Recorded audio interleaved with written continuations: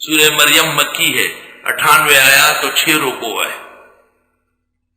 گزشتہ سورت میں بیشتر واقعات کرامات کی تھی، خضر کی کرامت، ذوالقرنین کی کرامت، اصحاب کہف کی کرامت، اور موسیٰ علیہ السلام کا ایک امتحان ذکر ہوا۔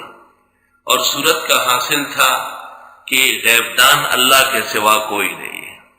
دیکھو موسیٰ کو خضر کا پتہ نہیں تھا، اور خضر علوم موسوی سے ناواقف تھے، اور ذوالقرنین کو دنیا کے مشرق اور مغرب کا علم نہیں تھا، آب حیات نہیں جانتے تھے، اور اے پیغمبر آپ کو ان سب واقعات کا پتہ نہیں تھا، ہم نے آپ کو اطلاع دے دی، ہماری وحی سے آپ جان گئے۔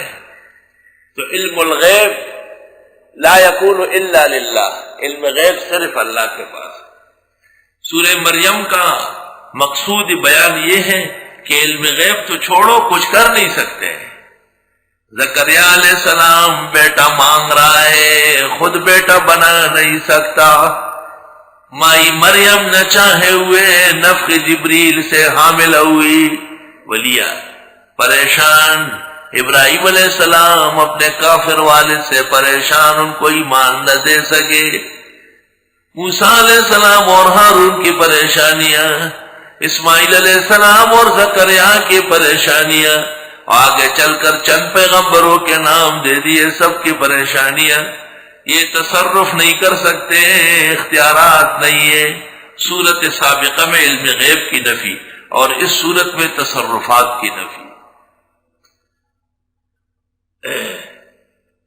سورہ مریم نزول میں 44 ہے، اور ترتیب میں قرآن کریم کی 19ویں سورت ہے، اور اس سورت کے مضامین آل عمران کی طرح ہے۔ یہی وجہ ہے کہ شاہ حبشہ کے دربار میں جب اس نے گزارش کی کہ اپنے پیغمبر کی وحی سناؤ، تو جعفر طیار نے سورہ مریم پڑھی،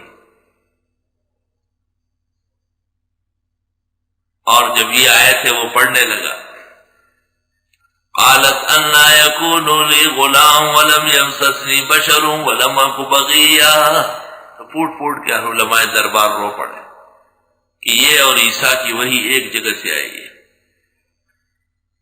گزشتہ صورت میں پیغمبر کی بشریت، خدا کی الوہیت کا بیان تھا۔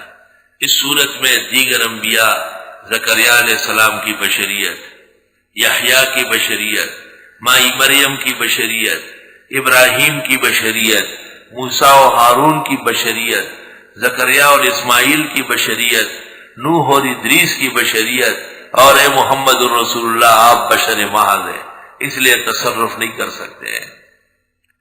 گزشتہ صورت میں اللہ کی الوہیت اور وحدت کا بیان تھا، اس صورت میں اللہ کی الوہیت اور وحدت بشکل فیضان کے بیان ہوا۔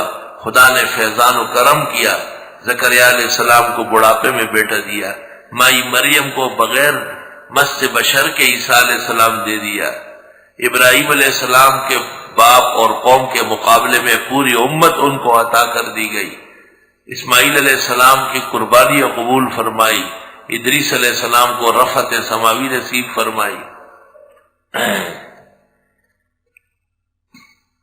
سورت کے ربوط ماقبل کے ساتھ اس قدر واضح ہے کہ سورہ مریم سورہ کہف کا تکملہ اور تتمہ معلوم ہو رہی ہے۔